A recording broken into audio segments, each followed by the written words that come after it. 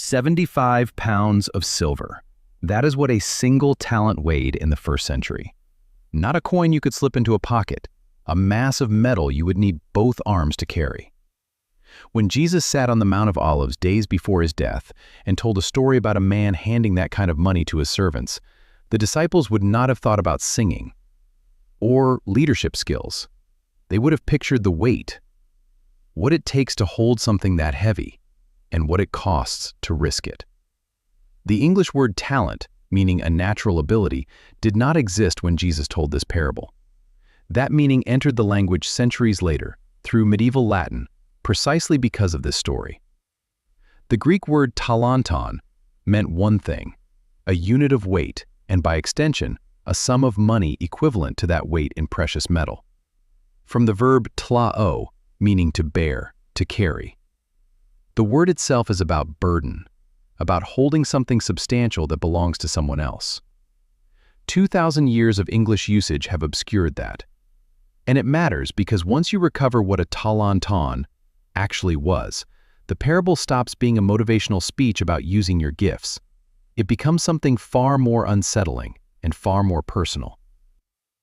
Jesus told this story in the last week of his life.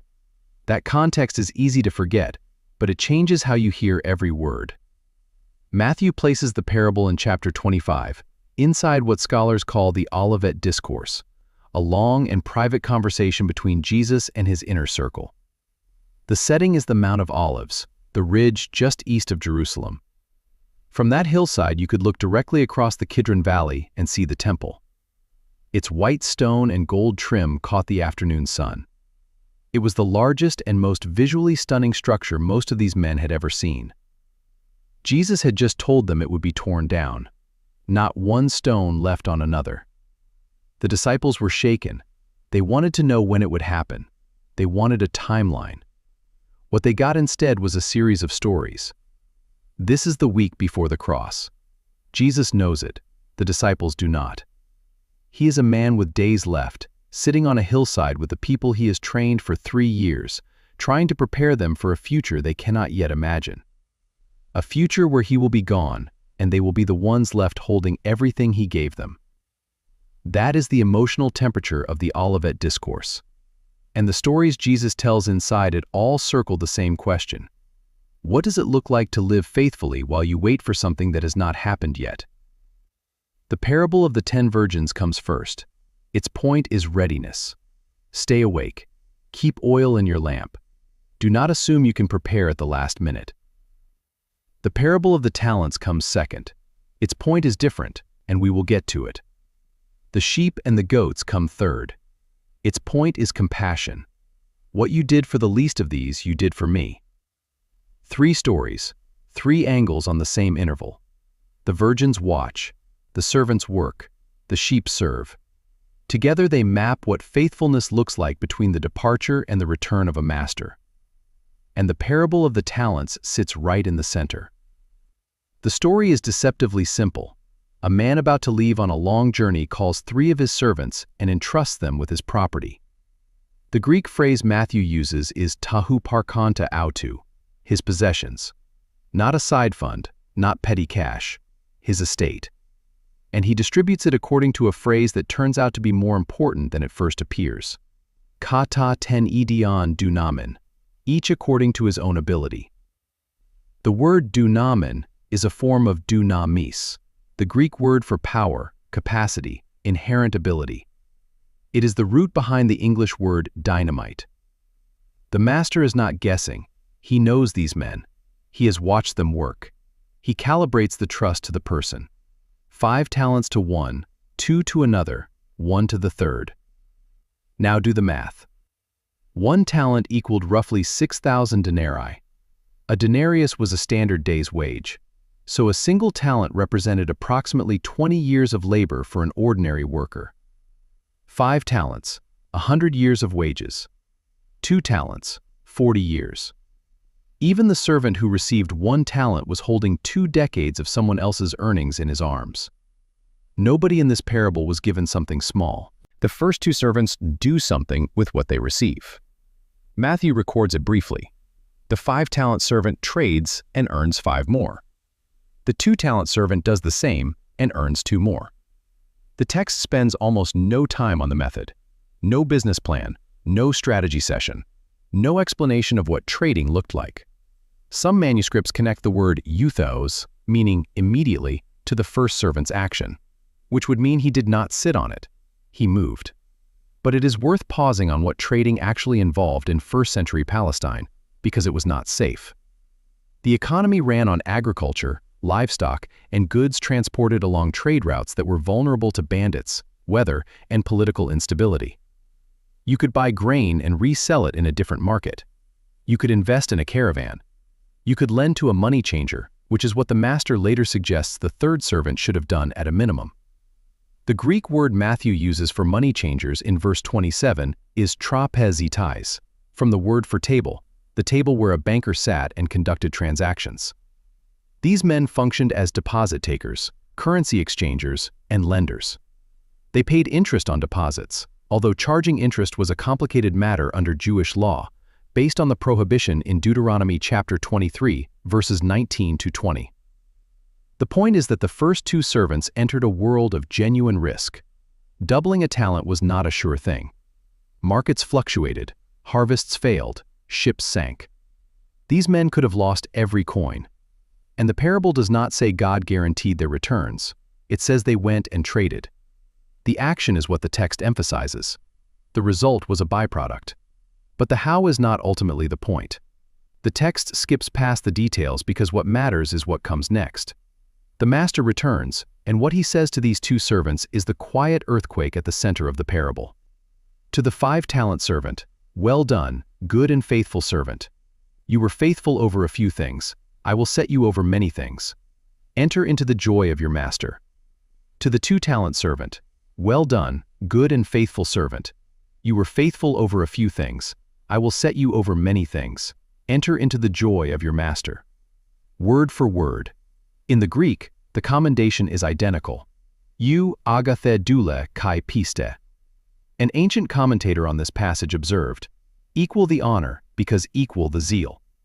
The 5-talent servant produced more. The 2-talent servant produced less. The master did not notice the difference. Or rather, he noticed something else entirely. He was not counting the return, he was measuring the faithfulness. The 2 words the master uses, agathos and pistos, do not mean what most English readers assume.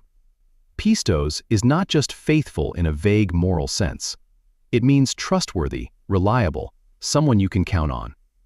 And agathos, in this context, means something closer to devoted or valuable, someone whose character made them useful to the one they served. The master is not paying a generic compliment. He is naming what he actually saw in these 2 men, devotion paired with reliability. And both servants hear the same name. Both receive the same promotion. Both get the same invitation. The output was unequal, the reward was identical. That breaks something.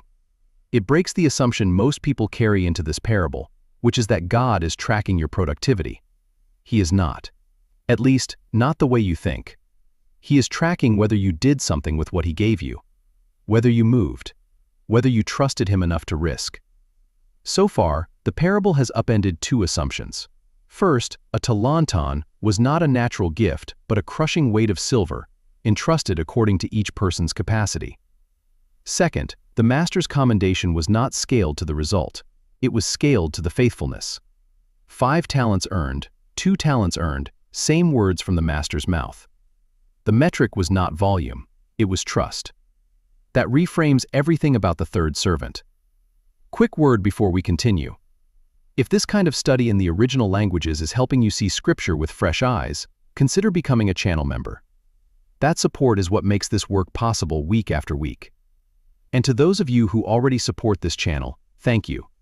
You are part of every script we produce. The third servant goes and digs a hole in the ground and buries the talent. In the ancient world, burying entrusted money was not reckless. It was the safe option. Rabbinic tradition held that burying was one of the most reliable ways to guard someone else's property. The reasoning was practical. Coins do not rot underground, and thieves cannot find what they cannot see.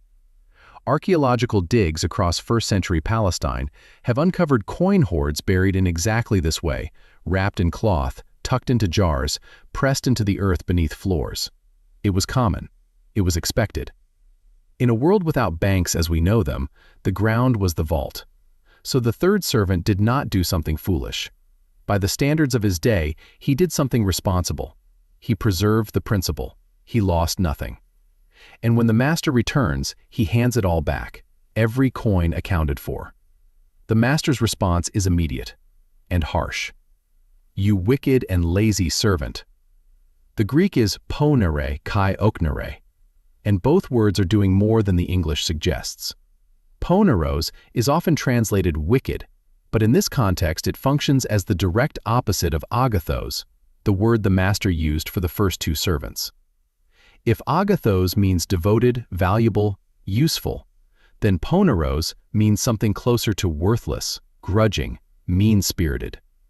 It is not the word for a violent criminal. It is the word for someone whose inner posture made them useless to the one they were supposed to serve. And okneros does not mean physically lazy in the way English implies. It means hesitant, shrinking back, retreating when called forward. The word describes a person paralyzed by reluctance, not someone lounging around. The distinction matters. The master is not angry at a lazy employee. He is confronting a man who received generosity and responded with suspicion. This servant was not indifferent. He was afraid, and his fear became a choice. His own words prove it. "Master, I knew you to be a hard man, reaping where you did not sow and gathering where you did not scatter seed. So I was afraid, and I went and hid your talent in the ground. Here, you have what is yours." Read that again slowly. The servant does not say he was confused about what to do. He does not claim he tried and failed. He describes his master's character, and his description is the problem. He calls the master skleros, harsh, hard, unyielding. The word is used elsewhere in Greek literature for dried-out soil, for rough surfaces, for things that resist pressure. A skleros person is inflexible, exacting, impossible to satisfy. That is the master this servant claims to serve. And look at the specific accusation: reaping where you did not sow and gathering where you did not scatter seed. The servant is saying that the master profits from labor he did not perform. He takes the harvest from fields he never planted. In the servant's mind, the master is an exploiter, someone who demands results without providing the means to achieve them, someone who sets people up to fail and then punishes the failure. That theology is the root of the burial. If you believe that about the person who gave you what you have, you will protect yourself first and serve second. You will minimize exposure. You will do the bare minimum, return the principal, and hope to escape notice. The burial is not a financial decision, it is a theological one. The servant has made a judgment about the master's character, and that judgment has produced paralysis. Then he does something that looks like humility, but is actually an accusation. "Here, you have what is yours." As if to say, "I kept your money safe. I did my duty. If you wanted more, you should not have been the kind of person people are afraid of." The master does not deny being demanding. That detail is important. He does not say, "You misunderstand me. I am actually very kind." He takes the servant's own premise and turns it inside out. "You knew that I reap where I did not sow and gather where I did not scatter. Then you ought to have put my money with the bankers, and at my coming I would have received what was my own with interest." The logic is devastating. Even on the servant's own terms, the math does not work. If you truly believe the master was that hard, that exacting, that unforgiving of waste, then doing nothing was the worst possible response. A demanding master would be more angry at inaction than at a failed investment. The servant's own fear, if it had been genuine, should have driven him to act. Depositing the money with bankers required no skill, no courage, no strategic brilliance. It was the lowest possible effort, and the servant did not even do that, which means the fear was not really fear. It was a cover. Underneath the fear was something else entirely, a quiet decision that this master was not worth the risk, not worth the effort, not worth engaging with at all. The servant did not fail because he was timid. He failed because he had already decided the relationship was not worth investing in. And that is the fault line running through the entire parable. Not talent versus no talent, not productivity versus laziness, trust versus suspicion. The first two servants looked at what the master gave them and saw an invitation. The third servant looked at the same master and saw a threat. Same master, same generosity, opposite conclusions. And the conclusions determined everything that followed. The way you see the one who entrusted you shapes what you do with what he gave. This pattern is older than the parable. In Genesis 3, after the fall, the first thing Adam and Eve did was hide. God came looking for them, the way a master comes looking for his servants, and Adam said, "I was afraid, because I was naked, and I hid myself." Fear, hiding, a wrong picture of who God is. The third servant's instinct is the oldest human instinct there is. When you believe the one in authority is against you, you bury what you have and hope he does not notice. And notice the similarity in the accusation. The serpent told Eve that God was withholding something from her, that the prohibition against the tree was not protection but control. God knows that in the day you eat of it your eyes will be opened, and you will be like God. Genesis 3 verse 5. The serpent reframed God's generosity as hoarding. The third servant does the same thing in different language. He reframes the master's generosity, the act of entrusting him with 20 years of wages, as the setup for exploitation. In both cases, the character of the giver is distorted. And in both cases, the distortion produces the same result, hiding. But the first two servants lived in a different reality. They risked because they trusted. They did not know exactly how the trading would go. 5 talents of silver is an enormous sum to put at risk. They could have lost it. The text does not say the outcome was guaranteed. It says they acted. And the action grew from a picture of the master that was fundamentally different from the one the third servant carried. They saw someone who was generous enough to entrust them with a fortune and who expected them to participate in what he was building. That expectation was not a threat. It was an invitation, and they accepted it. The reward the master offers deserves more attention than it usually gets. Enter into the joy of your master. The key word is the preposition eyes, into, not toward. The joy is not handed to the servant like a bonus. The servant is invited to step inside it. The joy already exists. It belongs to the master. It has been there all along. And the faithful servant is now welcomed into the experience of it. The Greek word for joy, chara, is not a surface emotion. It appears at Jesus' birth, at the empty tomb, in moments of deep, settled gladness, the kind that belongs to someone whose purposes are being fulfilled. When the master says, "Enter into my chara," he is opening a door into his own inner experience. The master does not say, "Here is your payment." He says, "Come inside my joy." The reward for faithful work is not the end of work. It is deeper participation in the life of the one you were working for. The promotion confirms this. I will set you over many things. More responsibility, not less. The faithful servant does not get to retire. He gets brought further in. And the master calls the talents a few things.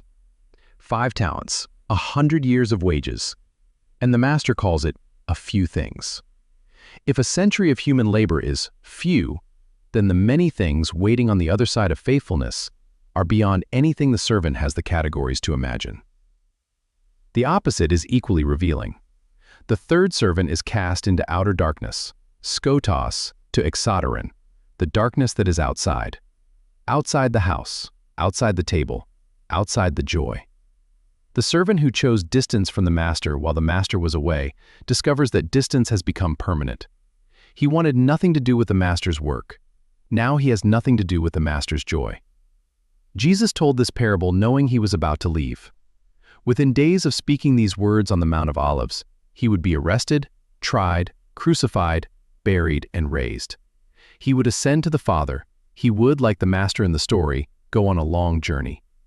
And he would leave his followers with something, not silver, something heavier. He would leave them with the gospel, with the work of the kingdom, with the call to make disciples, with the Spirit, with every gift and responsibility that comes with being entrusted by the risen Christ to carry his mission forward until he returns. And the question the parable asks is the question every generation of his followers has had to answer. What will you do with it while he is gone? The interval between the ascension and the return is not a waiting room. It is the trading floor. It is the place where faithfulness either shows up or gets buried. And we are in that interval right now. But there is something else in the parable that becomes visible only after the cross. The master entrusted his servants with his possessions and then left.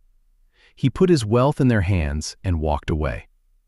That is an act of extraordinary trust in the other direction. The master risked, too. He risked his fortune on people who might waste it, bury it, or lose it entirely. The giving was itself a gamble, and the master made it anyway, calibrated to each person, because he believed in the capacity of the people he chose. The parable of the talents is not the only place in the Olivet Discourse where Jesus raises this question. In Matthew 24, 45-47, he tells the story of the faithful and wise servant whom the master puts in charge of his household. That servant is found doing his job when the master arrives. And in Matthew 25, 31-46, the sheep and goats, the king identifies himself with the hungry, the thirsty, the stranger, the naked, the sick, the imprisoned. Whatever you did for one of the least of these brothers and sisters of mine, you did for me. Faithfulness in the interval is not abstract. It has hands. It has a face. The writer of Hebrews adds a detail that connects the threads. He describes Jesus as the one who, for the joy set before him, endured the cross, despising the shame. Hebrews 12:2. The joy of the Master in Matthew 25 and the joy set before Christ in Hebrews 12 share more than vocabulary. They share a pattern. Faithful action in the present, sustained by a joy that already exists on the other side. Jesus knows what it means to bear weight for the sake of a future that has not yet arrived. The master in the parable is not a distant figure demanding returns from a comfortable chair. He is the one who walked the road himself. Then Jesus says something that sounds, on first hearing, like it belongs in a different kind of story altogether. For to everyone who has, more will be given, and he will have an abundance. But from the one who has not, even what he has will be taken away. Matthew 25:29. On the surface, that sounds like a rule written to benefit the rich. The person who has gets more. The person who has little loses what remains. But in context, has does not mean possesses. It means used. The one who used what was given will receive more to use. The one who buried it will lose even the burial. The principle is not about accumulation. It is about circulation. What moves, grows. What is buried, dies. Faithfulness compounds. That is the law underneath the parable. A small act of trust leads to a slightly larger capacity for trust. A single risk taken in obedience opens the door to a bigger risk. The 2-talent servant was not stuck at 2 forever. The master said, "I will set you over many things." The reward for faithfulness is not retirement. It is expansion. More to carry, more to risk, more to be trusted with. And fear forfeits. That is the other side. The servant who buries his 1 talent does not just stay where he is, he loses ground. Because inaction is not neutral. To receive something from someone who trusted you and then do nothing with it is its own kind of statement. It says, "I did not believe you were worth the effort." Luke records a parable that looks almost identical to this one. But the differences are a mirror, and mirrors clarify. In Luke 19, Jesus tells the story of a nobleman who gives 10 servants 1 ma each, a mina, worth about 1/60th of a talent, roughly 3 months' wages. Same amount to every servant, equal starting point. When the nobleman returns, the servant who earned 10 minas is given authority over 10 cities. The one who earned 5 minas gets 5 cities. The rewards are proportional to the results. Matthew's version inverts every element. The starting amounts are different, 5, 2, 1. But the reward is the same. Word for word, the same commendation. Luke measures what you produce with equal opportunity. Matthew measures whether you acted at all, regardless of your starting point. Luke asks, "What did you do with the same gift everyone else got?" Matthew asks, "Did you trust the master enough to do anything at all?" These are 2 different parables making 2 different points, likely told on different occasions. Luke's was spoken near Jericho, before the final entry into Jerusalem. Matthew's was spoken on the Mount of Olives, days later. But placing them side by side reveals something neither one shows alone. God is not running a single metric. He is not only interested in output, and he is not only interested in effort. He sees the whole picture, what you started with, what you did with it, and why. And in Matthew's version, the why is everything. The 2 faithful servants are not praised for their results. They are praised for their character. The master saw something in them that a spreadsheet would miss. He saw trust. One image has stayed with me from the research behind this script. Archaeologists working in first-century sites across Israel have uncovered buried coin hoards from exactly this period. Jars sealed and pressed into the earth beneath house floors. Cloth bundles wrapped around silver and hidden in walls. Some of these hoards were never recovered. The person who buried them either died, was displaced, or simply never came back. The coins sat in the dark for 2,000 years, untouched, unused, perfectly preserved, and completely pointless. In some cases, the jars were found in homes destroyed during the Roman siege of 70 AD. The owners likely buried the money to protect it, intending to come back. They never did. The silver survived. The life that could have used it did not. That is the image the parable leaves you with. Not a dramatic failure, not a servant who gambled and lost. A lump of silver sitting in the ground, doing nothing, surrounded by dirt, waiting for someone who would eventually come looking for it. Everything intact, nothing accomplished. The tragedy of the third servant is not that he lost the talent. He returned every coin. The tragedy is that he had it the whole time. He held something worth 20 years of human labor, and he treated it like a problem to be managed rather than a trust to be honored.